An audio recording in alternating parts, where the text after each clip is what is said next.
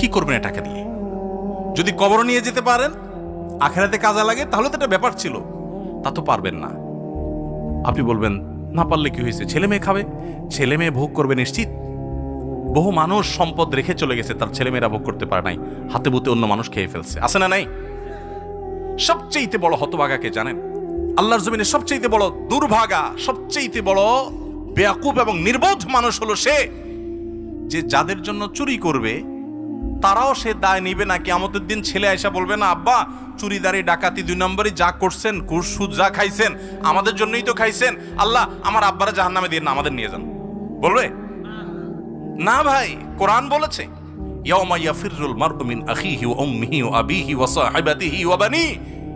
সন্তান বাপকে দেখে মাকে দেখে পালাবে, যে না জানি আজকে কোনো কিছুর জন্য ধরে। সবাই ইয়া নাফসি করবে।